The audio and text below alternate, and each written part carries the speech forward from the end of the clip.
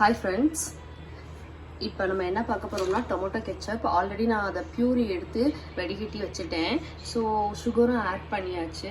இப்போ என்ன பண்ண போறேன்னா கொஞ்சமாக சால்ட் ஆட் பண்ணுறேன். லைட்டாக கொஞ்சமாக தான் வந்து சால்ட் ஆட் பண்ணுறேன். நம்ம பியூரிக்கு தகுந்த மாதிரி ஆட் பண்ணிவிட்டு ஒரு கிண்டி பண்ணிடுறேன்.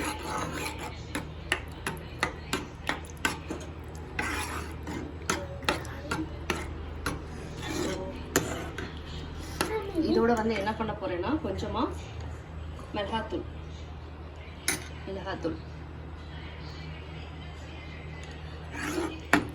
அதையும் ஆட் பண்ணிடலாம். உங்களுக்கு இன்னும் நல்ல கலர் வேணும்னா என்ன செய்வீங்கன்னா கொஞ்சமா ரெட் கலர் கேசரி பவுடர் கூட ஆட் பண்ணிக்கோங்க. ஆல்ரெடி நான் நல்ல ரெட் தக்காளி எடுத்தனால உங்களுக்கு இந்த கலர் கிடைச்சிருக்கு. இதோட வந்து என்ன செய்யணும்னா லாஸ்ட்டாக வினிகர் ஆட் பண்ணிக்கோங்க. ரொம்ப நாள் ஸ்டோர் பண்ணி வைக்கணும்னா நம்மளுக்கு ஒரு குட் ப்ரிசர்வேட்டிவ் வந்து வினிகரு.